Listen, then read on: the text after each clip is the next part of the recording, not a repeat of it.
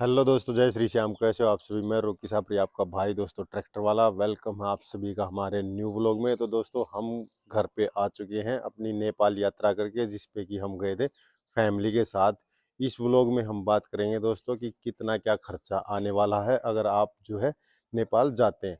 Tractor से जाते हैं तो वो भी मैं आपको बता दूंगा, अगर अपनी गाड़ी से जाते हैं, बाइक से जाते हैं, वो भी, उस पर भी बात हम करेंगे आज दोस्तों। तो ये है हमारा चलता फिरता घर, हमारा छावा। तो दोस्तों, अगर आप चैनल पे नए हैं तो चैनल को करो प्लीज़ सब्सक्राइब। काफ़ी यूनिक कंटेंट है, इसी में ही ट्रैवल करना हर जगह।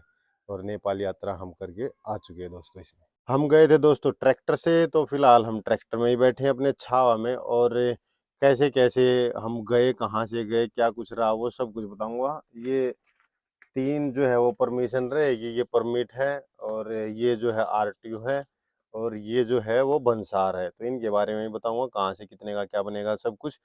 पहले हम बात कर लेते हैं कि हम गए कहाँ से थे और आप कहाँ कहाँ से जा सकते हैं। तो दोस्तों, यहाँ पे मैप की सहायता से मैं आपको बता दूं, यहाँ पे जो है अपना सोनीपत हो गया दिल्ली, और यहाँ से जो है ना हम पहुँचे मुरादाबाद। और मुरादाबाद से जो ये वाला बॉर्डर है ना, खटीमा टनकपुर, जो कि ऊपर चंपावत पिथौरागढ़ जाता ना, वो वाला रूट था ये। तो यहाँ से लिया था हमने, जो है एंट्री की थी नेपाल में पीलीभीत से ऊपर। और अगर आप यहाँ से नहीं करते हैं तो आप इसके बाद जो है ये दूसरा रूट है ना, सीतापुर, बहराइच, बलरामपुर, और यहाँ से कर सकते हैं एंटर बढ़नी से। और इसके बाद जो है तीसरा बॉर्डर रहेगा ये वाला, सिद्धार्थ नगर, और इधर अपने इधर रहेगा सनौली। तो यहाँ से कर सकते हैं। इसके बाद जो है चौथा बॉर्डर रहेगा दोस्तों, बिहार में लगेगा वो, ये यूपी में लगते हैं दो। और कहाँ है तो उसका मुझे ये नहीं पता कि बिहार वाला बॉर्डर कहाँ है, या उसके बाद भी एक दो बॉर्डर और लगेगा या नहीं, लेकिन तीन बॉर्डर मैंने जो है आपको बता दिए हैं। हरियाणा से लगभग यहाँ सोनीपत से रहेगा 1100 मुक्तिनाथ। हम गए थे मुक्तिनाथ ही, तो मुक्तिनाथ की बात करते हैं। इधर जो है काठमांडू है, ये आप देख पाओगे। और जो है, और इस तरफ जो है ना वो है, क्या कहते हैं, पशुपतिनाथ। तो वहाँ हम नहीं गए थे, ना ही काठमांडू गए थे, यहाँ गए थे। यहाँ के बारे में बात कर लेते हैं। तो हम इधर से एंटर किया हमने। तो यहाँ पे हमारे को जो है बस नॉर्मली गाड़ी के कागज चाहिए थे। उसमें भी बस जो है ना एक आरसी चाहिएगी, और एक जो चाहिएगा वो चाहिएगा दोस्तों लाइसेंस। और ज़्यादा पेपर जो है चेक नहीं करते। हाँ, गाड़ी को प्रॉपर जो है स्कैन करेंगे, वो इंडिया वाले भी और जो है नेपाल वाले भी। तो यहाँ से आप एंटर करोगे ना, तो बिल्कुल साथ साथ में जो है ना, आप बॉर्डर लाइन ये है, इसके साथ साथ में जो है देखो, आप चलते जाओगे, यहाँ से ऊपर चढ़ना स्टार्ट करोगे। अगर आपको यहाँ से नहीं जाना है नेपाल से, तो आप यहाँ से चढ़ना स्टार्ट करो, यहाँ से, या फिर यहाँ से अगर आपको सीधा सीधा यहाँ मुक्तिनाथ जाना ना, तो ये जो आपका करीब करीब 400 किलोमीटर के आसपास है। ये जो नेपाल में डिस्टेंस कवर करोगे ना, इसकी ज़रूरत नहीं रहेगी, इसका बंसार नहीं लेना पड़ेगा। सीधा यहाँ से एंटर करो, यहाँ से बंसार बनाओ, सीधा सीधा पहुँच जाओ। अब हमने इधर से एंटर किया था, तो हमने जो है ना यहाँ से खटीमा से ही बंसार बनवा लिया था। खटीमा तो खैर इंडिया में है। इसके बाहर ये भीमदत्त है ना, मतलब है कि नेपाल के अंदर जो ये भीमदत्त है, यहाँ पे जो है हमारा वो बन गया था बंसार। यहाँ से जो है आगे है महेंद्र नगर, वहाँ से जो है बंसार ये आरटीओ बनता है नेपाल के लिए, लेकिन वो पूरे नेपाल का नहीं बनता। तो इस वजह से क्या हुआ कि यहाँ से जो है हमारे को 40 किलोमीटर आगे जाना पड़ा, 40-42। और ये अतरिया है ना, जो अतरिया, यहाँ पे जो है ना हमने बनवाया अपना आरटीओ। तो आरटीओ के बारे में मैंने जो है वीडियोस देखी थी, उनमें भी बता रखा था कि भाई आरटीओ बनवाया हमने, लेकिन किसी ने चेक नहीं किया। तो सबका वो है, बनवाए ना बनवाए अपनी मर्जी है, किसी ने चेक ही नहीं किया उनका। तो फिर मैंने बनवा ही लिया अपना, क्योंकि भाई ट्रैक्टर से है, हम अपने मॉडिफाई कर रखा है। तो इंडिया में भी हालांकि प्रॉब्लम्स होती हैं कि भाई मॉडिफिकेशन की। तो मैं सोच रहा था कि भाई अपना ट्रिप अच्छे से निकले, पैसा लग जाए कोई दिक्कत नहीं। पहली तो बात मेरे मन में यही थी कि भाई मेरे को एंट्री दे दे, महंगी सस्ती जैसा भी होता हो, बस मैं नेपाल कर पाऊँ अपने ट्रैक्टर से, ये बात थी। तो फिर उन्होंने जो मैंने बताया कि भाई आरटीओ जो लगा, वो जो गाड़ियों का है बंसार रहेगा दोस्तों 500 रुपये पर डे का, जो कि पहले 600 होता था, अब 500 हो गया, नेपाली में बात कर रहा हूँ मैं। और जो वो था, क्या कहते हैं उसको, आरटीओ गाड़ी का वो था 1000 रुपये, अब वो भी कम करके 500 ही कर दिया है। ठीक है, तो लेकिन अपना जो है ट्रैक्टर है, तो इसलिए जो है हमारे को बंसार ज़्यादा देना पड़ा। अगर ट्रैक्टर से जाओगे तो आप जो है 1500 रुपये बंसार रहेगा। तो वो आप अपने हिसाब से नहीं, बंसार नहीं सॉरी, आरटीओ रहेगा। तो वो आप अपने हिसाब से आरटीओ और बंसार जितना भी चाहे उतने दिन का ले सकते हैं। नेपाली रुपए ही लगेंगे दोनों में ही। मैंने सुना था कि बंसार जो बिल्कुल पास में ये बॉर्डर के वहाँ से बनता है, तो वहाँ से जो है ये सुना था मैंने कि इंडियन रुपए भी ले लेते हो, लेकिन उन्होंने मना कर दिया। लेकिन मैं थोड़ा कैश में विश्वास रखता हूँ, तो मैंने पहले ही इतनी करेंसी जो है ना वो ले ली थी कि भाई बंसार भी कितना ही ले लो मांग लो, आरटीओ भी कितना ही लग जाए। वहाँ पे डीजल में मुझे पता था कि डीजल वहाँ पे जो है ना कहीं कहीं उसमें डल जाता है, फ़ोन पे में, इंडियन जो फ़ोन पे चलेगा उसी में ही डल जाएगा। लेकिन मैंने वो भी नहीं सोचा, उसका भी मैंने कैश रखा, जितना भी हो सकता था मैंने कैश ज़्यादा से ज़्यादा लिया, कि कैश का मज़ा अलग ही है। तो और हुआ भी वही कि हम जिस रास्ते से गए छोटे-छोटे जो है ना वो थे वहाँ पे फ्यूल स्टेशन, पेट्रोल पंप, तो वहाँ पे जो है ना नहीं मिल रहा था फ़ोन पे से। मैं कैश एक्स्ट्रा लेके ही गया था, मतलब करेंसी एक्सचेंज करा ली थी एक्स्ट्रा में ही, तो कोई दिक्कत आई नहीं अपने को, तो सीधा-सीधा वो पे करते रहे हैं और हम जो है चलते रहे। ये दोनों हो गए क्या कहते हैं इनको, आरटीओ और ये भंसार। उसके बाद जो है ये है वो परमिशन। अ, इसके लिए ये परमिट है जो, इसके लिए जो है 1000 रुपये देने रहेंगे। और अगर आपके पास फ़ोटो नहीं है पासपोर्ट साइज़, तो बाहर ही साथ के साथ ऑनलाइन जो है हो सकता है। 1200 में फ़ोटो खींचने वाले भी है वहाँ पे फ़ोटो खींच के वहाँ पे थोड़ा और सस्ता जैसा भी है, ये बन जाएगा आपको। इसके लिए पोखरा जाने की ज़रूरत नहीं है, अलग रूट पे ही जो है ना, मतलब ये बागलुंग है, उससे भी करीब-करीब 40-50 किलोमीटर आगे आप मुक्तिनाथ की तरफ जाएँगे ना, तो भी वहाँ पर रोड पे ही आपको जो पुलिस रोकेगी, आपका बंसार ले लिया जाएगा, और जब आप परमिट दिखाओगे उनको बनवाने के बाद वहाँ से, तब आपको बंसार मिलेगा और परमिट के साथ आप जा सकते हैं आगे की तरफ। अभी बात करते हैं कि आपने जो है ना एंट्री ले ली है, यहाँ से बंसार भी हो गया, आपका आरटीओ भी हो गया, और फिर उसके बाद आप सीधे-सीधे ये बॉर्डर लाइन दिख रही है आपको काली-काली, यहाँ के साथ-साथ आप चलते रहे। यहाँ के बाद देखो आप, ये मैं तो यहाँ से गया था सीधे-सीधे, यहाँ से भी रास्ता है दूसरे से, और ये जो रास्ता है यहाँ के बाद ही सीधा-सीधा मैं जो है ना बुटवल जा सकता था। बुटवल से ये पोखरा है, यहाँ पे पोखरा से इधर आके और क्या नाम बांगलुंग और फिर बैनी से होते हुए जो है मुक्तिनाथ जा सकते थे। लेकिन ये पहले ही इसने सीधा-सीधा मैं बताया मुझे, तो मैं यहाँ से ही चढ़ गया, मैं बुटवल भी नहीं गया। तो यहाँ से चढ़ने के बाद ही भाई बहुत सारे जो नेपाली भाई हैं अपने नेपाल से, उनके बहुत सारे कमेंट आए, जो इंडिया से भी जो जा चुके हैं, 1 बार गए हैं, 2 बार गए हैं, तो उन्होंने कमेंट किए कि भाई आप जो है वो गलत रास्ता चढ़ चुके हैं, यहाँ से जो है ना या तो वापस हो जाओ, या फिर जो है यहाँ मतलब यहाँ से जाना ही नहीं है, इधर से जाओ आप बुटवल से इधर से। लेकिन मैं एक तो यही प्लान था कि भाई बुटवल से और ये पोखरा से मैं वापस आऊँगा, इसलिए जो है हमारा प्लान यही था।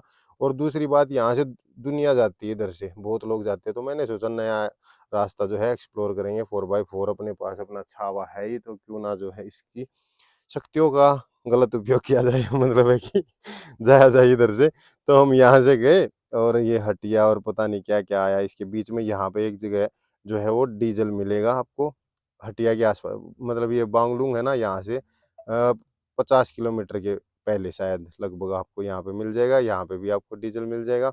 आगे लगभग ये तातोपानी है, इससे आगे लगभग ये है ना जो मुक्तिनाथ, इससे 50 किलोमीटर आगे यहाँ भी आपको जो है ना डीज़ल मिल जाएगा। मतलब पेट्रोल पंप मिलेगा, वैसे तो डीज़ल हर जगह मिलता है, पेट्रोल हर जगह बोतलों में मिलता है, लेकिन वो मैं नहीं रिकमेंड करूँगा, क्योंकि क्या पता मिलावट हो, तो मजबूरी में तो क्या कर सकते हैं। तो यहाँ से हम गए इधर मुक्तिनाथ, और जोमसम है जो इससे थोड़ा ही पहले यहाँ पे बनता है वो परमिट जो है ना, तो वो जो बंदों का बनेगा, बच्चों का जो है 10 साल से नीचे का नहीं लगेगा, और जो बड़े हैं उनका परमिट बनेगा। ऊपर जाओ आप, और यहीं से ही आपको पोखरा से बनवा सकते हो, इधर जाते हो तो नहीं गए हो कोई दिक्कत नहीं है, वहाँ नहीं बनवा दो, यहाँ ही बनवा लेना आप। और जो यहीं से जो है ना आगे उसका अपर मस्टांग का भी यहीं से बनता है, तो आप इधर ऊपर मैंने सुना जो इधर से कोई रास्ता जाता है, यहाँ से उस पे से आप जा सकते हैं। और वीडियो तो काफ़ी लंबी और होगी, क्योंकि वो आते टाइम के मैं रास्ते कुछ बताऊँगा और इन्फॉर्मेशन दूँगा आपको। और नेक्स्ट जो ट्रिप है, जो हमारा रहेगा या जो भी रहेगी उस ट्रिप की बात, क्योंकि लास्ट व्लॉग आपने देखा तो आप समझ ही गए हैं क्या प्लानिंग हो रही है, क्या कुछ रहेगा। तो उसके बारे में बात करेंगे। पहले मैं सीधी-सीधी लाइन में ये बता देता हूँ कि मेरा खर्चा ट्रैक्टर के साथ कितना आया। तो हम फैमिली के साथ थे, आप समझ सकते हो फैमिली के साथ थोड़ा बहुत खर्चा जो है ना वो बढ़ सक जाता है। तो अपना लगभग-लगभग पूरा कैलकुलेट हुआ ही नहीं सही से, क्योंकि कभी इंडियन रुपीज़ चल रही है, कभी नेपाली चल रही है, और फिर जाना अपनी गोद से ही है, तो क्या लिखना, क्या सोचना। तो इसलिए भाई अपना करीब-करीब 85,000 में जो है ना, ये 85-90 लगा लो ज़्यादा से ज़्यादा, 85,000 में ये ट्रिप जो है ना वो कंप्लीट हो गया। जिसमें जो है डीज़ल भी हो गया सारा, वहाँ का जो है बंसार आरटीओ वो भी हो गया, और जो है फैमिली के साथ हो गया। 90 लगा लो आप, थोड़ा ये ना हो कि भाई मैं वो, तो 90,000 में अपना जो है ट्रिप हो गया ये पूरा का पूरा। और ये कई भाइयों का ये भी कमेंट थे कि भाई नेपाल आए हो और पोखरा ही नहीं गए हो तो कोई फ़ायदा नहीं है आने का। तो पोखरा का अपना प्लान आते टाइम था, लेकिन फिर आते टाइम मतलब यही रहा कि भाई चलो जल्दी से घर ही चलते हैं। और नेपाल इतना खूबसूरत लगा मुझे, अगर ये पोखरा और जो है पशुपतिनाथ अगर ना भी होते नेपाल में, तो भी मैं सोच रहा हूँ कि भाई मुक्तिनाथ के लिए ही सही एक बार और जाया जाए कभी भी। और फिर मेरे को पोखरा के बारे में ज़्यादा ही आने के बाद मैंने डिटेल देखी, हाँ भाई पोखरा सच में ही बहुत खूबसूरत है, और पशुपतिनाथ के दर्शन करने ही हैं। लेकिन इस बार फैमिली के साथ थे, आप समझ सकते हो। हालाँकि 1-2 कमेंट ये भी थे कि भाई आप ट्रिप पूरा नहीं कर रहे हो, पूरा 100% किया हमने, क्योंकि प्लान ही आपने पीछे लिखा हुआ देखा ट्रैक्टर पे, मुक्तिनाथ यात्रा, हम मुक्तिनाथ के लिए गए थे। पोखरा या इधर-उधर एक्सप्लोर करने हम नहीं गए थे। यही था अपना पूरा प्लान, और यही हमने जो है ना किया। बात रही पोखरा और क्या नाम है वो पशुपतिनाथ की, वहाँ मैं ज़रूर जाऊँगा, फैमिली के साथ जाऊँगा, कैसे जाऊँगा, कब जाऊँगा, इसी साल में जाऊँगा। हाँ, ये ज़रूर कह देता हूँ। वो नहीं पता कैसे जाऊँगा, लेकिन जाऊँगा इसी साल में ही। तो वो भी आपको दिखाएँगे। और अगर बात करें ट्रिप कैसा रहा हमारा, तो ट्रिप हमारा बहुत ही बढ़िया रहा। कहीं भी हमारे को कोई प्रॉब्लम नहीं आई, कहीं भी। जिस तरह से मैंने बताया कि जो है शराब, मदिरा हर दुकान पे मिलती है नेपाल में, लेकिन माहौल वो ऐसा नहीं था कि भाई ये सोच है कि भाई हर जगह शराब मिल रही है तो बेवड़े मिल रहे हैं या परेशान करने वाले मिल रहे हैं। नहीं, बिल्कुल नहीं, एक नंबर के लोग भाई सभी। बहुत अच्छा लगा। कहीं भी मेरे को आपने देखे ही अगर व्लॉग हमारे, तो हर एक मतलब जंगलों में से जाते रहे हम, ऐसी-ऐसी जगहों से कि 4-5 किलोमीटर तक बिल्कुल जंगल एरिया फैमिली के साथ। कहीं भी ये नहीं आया कि भाई अ गलत हो सकता है या हम गलत जगह पे हैं, नहीं, बिल्कुल, बिल्कुल बढ़िया। कुछ भाई ये भी कमेंट कर रहे थे कि आप कई बार ये बताते हो कि कहाँ से हो भाई? हरियाणा से। आप ये क्यों नहीं कहते कि इंडिया से हो? तो पहली बात, ट्रैक्टर पे चारों तरफ हमने लिख रखा है इंडिया टू नेपाल, तो देखने वाले को ये ट्रैक्टर इस मॉडल का जो है ना, ये न्यू हॉलैंड वहाँ है ही नहीं, दूसरे मॉडल के हैं, दूसरी शेप में है। तो देखते ही समझ ही रहे थे सभी, नंबर प्लेट लिखी है, सबको पता ही है। फिर हरियाणा बोलने का रीज़न ये होता था कि नेपाल में मैं जितने भी लोगों से मिला, मतलब 90 से ऊपर भी कहूँ ना परसेंटेज में, तो भी गलत नहीं होगा। तो उनसे मिला तो मैंने ये बताया ना कि भाई हरियाणा इंडिया में, तो वो सीधा यही पूछ रहे थे कहाँ से? मगा हरियाणा में कहाँ से? मतलब इतना गहरी वो पूछ रहे थे वो इस तरह से, क्योंकि हरियाणा इंडिया में जो है ना वो बहुत सारे नेपाल के से भाई आके रह के जा चुके, कोई 20 साल, कोई 30 साल रहने वाले लोग भी मिले हमारे को नेपाल में कि भाई दुकान पे काम कर रहे हैं या दुकान पे हैं अपनी, कुछ भी काम कर रहे हैं, तो वो बता रहे कि ने इंडिया में कहाँ से? मैं कहा वहाँ से। हाँ, हम वहाँ रह के आए हैं, हम वहाँ रह के आ रहे हैं। मतलब बहुत ही लोग जो है इंडिया विजिट कर चुके हैं, तो इसलिए मैं बता देता था कि हरियाणा से हैं भाई हम। हाँ, एक बात ये रहती थी कि भाई काफ़ी कमेंट भी रहते थे कि भाई गंदगी ना फैलाओ, गंदगी ना फैलाओ, तो भाई गंदगी तो फैलाई ही नहीं है। तो सारा ध्यान रखते ही थे हम उस चीज़ का। हाँ, नेपाल में मैंने ये ज़रूर देखा कि लोग और भी ज़्यादा ध्यान रखते हैं कि गंदगी ना हो, तो हमने भी रखा। कई जगहों पे जो है बोतलें और ये चीज़ें गिरी हुई भी थी, मैंने आपको दिखाया भी, अगर आपने सारे लोग देखे कि भाई यहाँ पे देखो कितनी सारी बोतलें किस तरह से गिरी हैं, क्यों गिरी हैं यहाँ पे। पानी की बात करूँ, पानी हमने पूरा का पूरा नेपाल के पहाड़ों से ही पिया, कोई बोतल वगैरह नहीं खरीद के पी, तो बहुत बढ़िया पानी था, कोई दिक्कत नहीं है, पी सकते हैं हम। बोतल लेने की कोई ज़रूरत थी ही नहीं जो लोगों ने गिरा रखी थी। तो अभी बात कर लेते हैं कि हम आए कहाँ से और वहाँ से आना ठीक रहेगा या नहीं। जहाँ से मैं गया वहाँ से भाई फैमिली के साथ ना जाओ तो अच्छा है, क्योंकि आपने देखा ही होगा सारा जो है ऑफ रोड। वैसे कोई प्रॉब्लम नहीं है, अ, बंदों की वजह से कोई प्रॉब्लम नहीं होगी, आपको हेल्पफुल ही मिलेंगे हर जगह के लोग वहाँ पे। गाड़ी 4x4 है।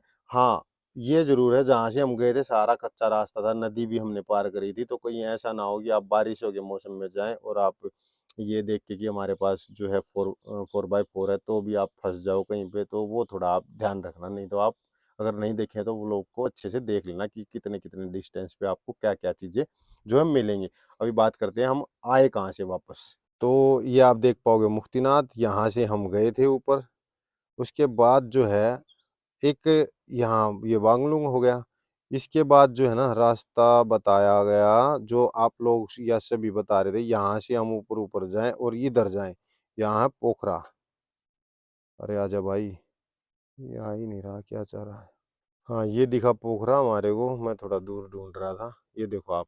अभी ना इसको इतना रखते हैं तो आपको समझ आएगा। यहाँ इधर से हम चढ़े थे, ठीक है, बांगलुंग आ गया, ऊपर जाके हम वापस आए। फिर यहाँ से जो है ना ये रास्ता यहाँ से ये ऊपर पोखरा और ये वाला रूट दिखा रहा था तानसेन के यहाँ से, ठीक है। तो ये वाला जो रूट था ना ये 60 किलोमीटर लंबा था। तो मैंने फिर से जो है ऑफ रोड को चुना और हम निकले सीधे यहाँ से नीचे और यहाँ से सीधे यहाँ पे। तो अगर हम इधर से आते तो भी हमारे को ये थोड़ा ऑफ रोड या टूटा-फूटा रोड लेना ही पड़ता। तो मैंने सोचा जब लेना ही है तो यहाँ से ना जाके हम सीधे-सीधे कूदते हैं इधर से। ये लेके आए हम सीधा और हमारे जो है 60 किलोमीटर बच बच गए। यहाँ पे भी आपके काफ़ी कमेंट थे कि भाई पोखरा से जाओ, पोखरा को देख भी लेना, ये चीज़ें, वो चीज़ें।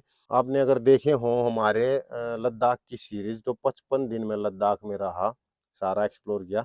लेकिन जो वो थी ना एक कौन-सी सोमोरी लेक, वो मैंने छोड़ दी, स्किप कर दी। उसका रीज़न यही था कि हमारे पास डीज़ल भी नहीं था और फिर ज़्यादा कोशिश मैंने की भी नहीं कि इधर-उधर से कच्चा-पक्का डीज़ल डलवा के दुकानों से या कहीं से भी और मैं वहाँ जाऊँ, क्योंकि मैंने यही सोचा कि कुछ ना कुछ छोड़ देते हैं ताकि जो है फिर से आने का मन बने। तो इसलिए पोखरा का हमने कैंसल कर दिया। रास्ता ये भी बिल्कुल ठीक था, कोई दिक्कत नहीं थी, ऑफ-रोडिंग थी लेकिन ठीक था, कोई प्रॉब्लम की बात नहीं रही। और नेपाल में जो है ना काफ़ी सारे सस्पेंशन ब्रिज दिखाए मैंने।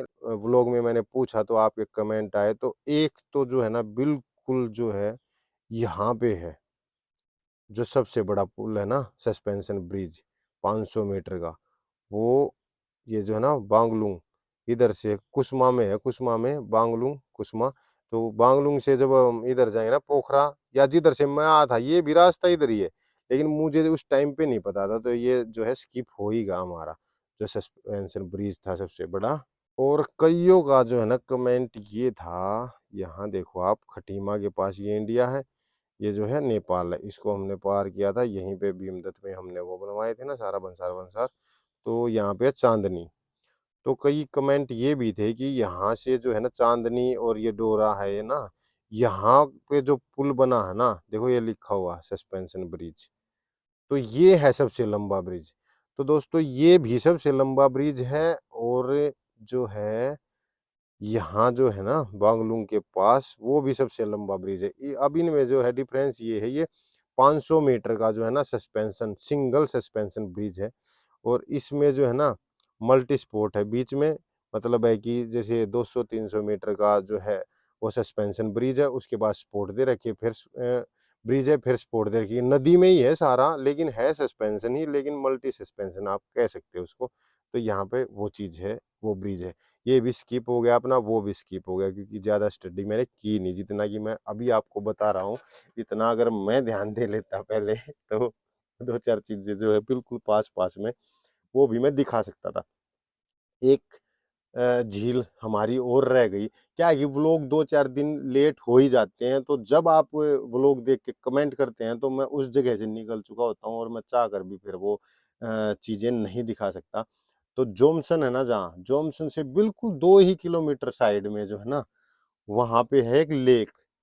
तो देखने में बहुत प्यारी दिख रही है। अब वहाँ जाने के बाद ही पता चलेगा कि कितनी अच्छी है, कितनी नहीं, क्योंकि कैमरे बहुत ही हाई-फाई हैं, लोगों के पास कलर ग्रेडिंग कर देते हैं, तो वो चीज़ें। लेकिन देखने में मुझे तो लगी कि देखने लायक थी, 2 किलोमीटर की साइड में थी, जाना चाहिए था, वहाँ पे नहीं गए हम। जॉनसन के पास, मुझे नाम ध्यान नहीं है, वो आप सर्च करोगे तो मिल जाएगी आपको। तो ये तो थी दोस्तों नेपाल ट्रिप की बातें अपनी। नेपाल ट्रिप हमने फैमिली के साथ इसीलिए ही किया क्योंकि मैंने जो है वीडियोस वगैरह देखी, तो मुझे पक्का श्योर हुआ मैं कि नेपाल जो है सेफ है हर तरीके से, तो इसलिए जो है मैं फैमिली के साथ गया और रहा भी बहुत बढ़िया, तो आपने देखा ही होगा।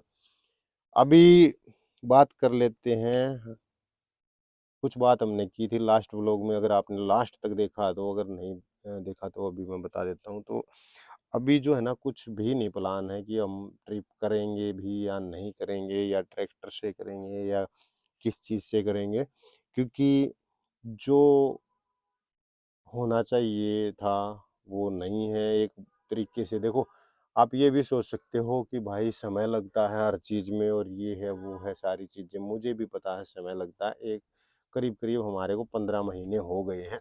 1 साल जब हुआ था हमारा, तो हमारे 50,000 सब्सक्राइबर कंप्लीट हो गए थे 1 साल से कुछ दिन पहले ही, और अभी है 58,000 सब्सक्राइबर, जो कि 3-4 महीने हो गए हैं हमारे को। तो मतलब अब जो है ना काफ़ी डाउन हो गया है।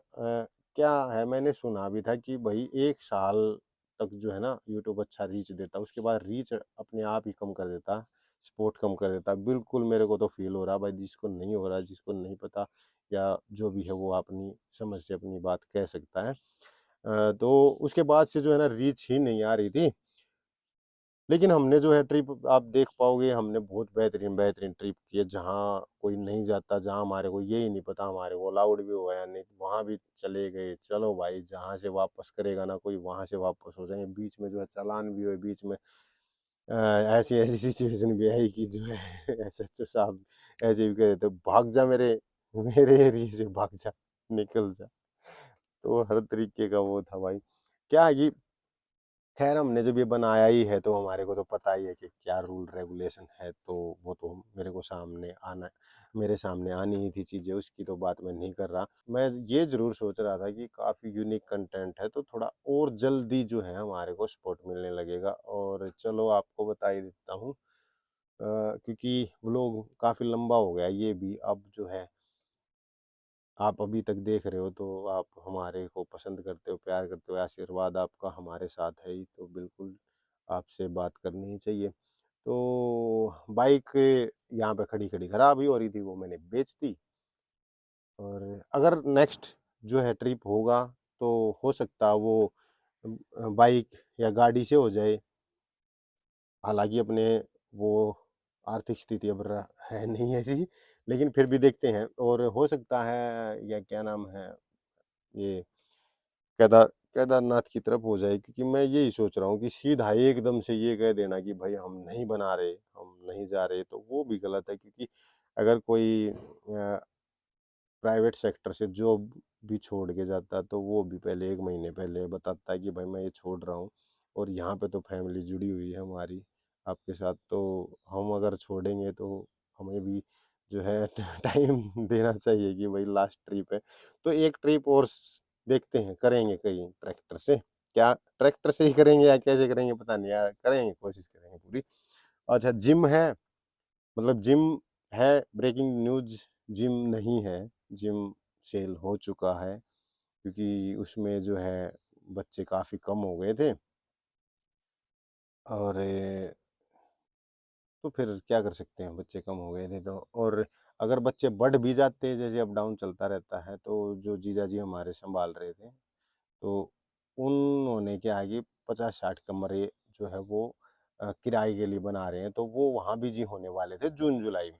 तो फिर मैंने सोचा वो उस टाइम पे बिजी होंगे, एकदम से क्या पता मैं बेच पाऊंगा या नहीं, निकल पाएगी या नहीं, क्योंकि मैं बैठ नहीं सकता बाद में अब, क्योंकि ये सिचुएशन यही चल पड़ी है, तो ये चीज़ें सारी चीज़ें, तो इसलिए जिम हमने कर दी सेल। हालांकि आपको पता ही है, हमारी इंडियन मशीनें थी, तो रेवेन वो मतलब है कि वापस इतना पैसा आना नहीं था, जो भी आया वो इधर उधर हो ही गया है। हालांकि मैं सोच रहा था कि नेपाल ट्रिप करने से पहले आप लोगों को बताऊं कि भाई अपनी सिचुएशन ऐसी है और आप अगर सपोर्ट करना चाहें तो आप कर सकते हो। तो फिर मैंने सोचा नहीं, ये नहीं करते हैं, जिम को ही सेल करते हैं और उसका जो है उससे अपना ट्रिप करेंगे। और भी इधर उधर का था कुछ, समझ सकते हो आप, लेना देना तो वो सारा निमटा और ये चीज़ें वो चीज़ें। अब लगाने को मैं इसी में और लगाता रहूँ, करता रहूँ, ये जैसे भी करके करता हूँ, लेकिन वो एक मज़ा आने वाली बात होती है ना कि भाई आया और लगा दिया, आया और लगा दिया। यूट्यूब रेवेन्यू की बात करें तो वो नहीं है इतना कि भाई पूरा पूरा ट्रिप भी निकल जाए और घर तो चलाना, अब तो आप समझ ही सकते हो। वो जो जिम थी वो काम चल नहीं रहा था, उसका भी घर से ही जाने लगा था और घर से उसका जाता है जिसके घर पे पड़ा हो। अब अपना तो ऐसा ही है थोड़ा मैटर तो इसलिए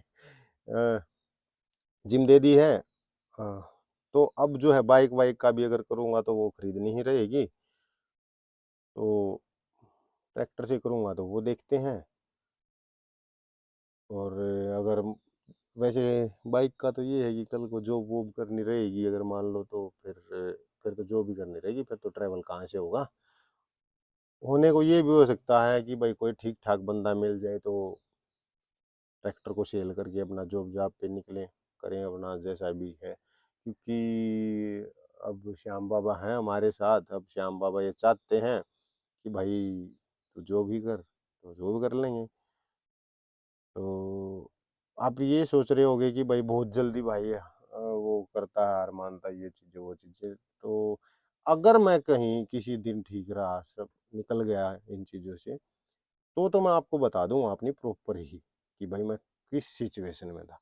तो अभी तो कोई फ़ायदा नहीं है बात करने का इस बारे में कि भाई क्या हमने किया, कितने हमने जो है वो स्टेप लिए, और कितनी जगहों पे हम नॉर्मल लोग टूट जाते हैं, हम नहीं टूटे। वो चीज़ें अभी को करने का कोई फ़ायदा नहीं है, वो बनने के बाद ही अच्छी लगती हैं। बड़ी बातें अगर बड़ा बंदा बोल रहा है तो ही अच्छी लगती है। अगर नॉर्मल बंदा बोल रहा है ना, चाहे उसके ऊपर कितनी कुछ भी बीती गई हो, चाहे वो कितना ही अच्छा कर रहा हो, चाहे वो कितना ही स्ट्रोंग हो, उसकी वैल्यू होती ही नहीं है, आपको सभी को पता ही है। तो कोई प्रॉब्लम नहीं है, सब ठीक है, ओके है। लेकिन देखते हैं जैसा भी रहेगा। अब हारेगा सहारा श्याम बाबा हमारा है और हम हारे हुए हैं और हारते ही जा रहे हैं, तो ठीक है जो भी है। चलो जी, फिर देखते हैं।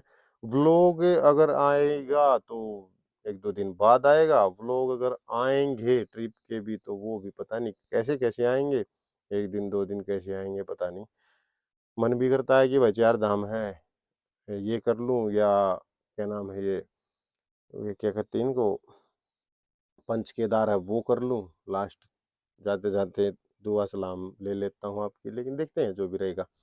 और ठीक है, काफ़ी सपोर्ट किया आपने, बहुत बहुत जो है ना बेहतरीन सपोर्ट। और जो है कमेंट्स आए आपके, एक बार जैसे वो चालान हुआ था उस पे भी आपने ही वो पे कर दिया सारा, ये वो करके क्या कहते हैं उसको, वो सुपर थैंक्स। लेकिन मैं कहूँगा कि सुपर थैंक्स ना करना आप, क्योंकि उसका मैंने बताया 30% चला जाता है तो क्या फ़ायदा है फिर। क्यों आप भी सपोर्ट भी करो और जो है पैसा वहाँ भी जाता रहे तो क्या फ़ायदा।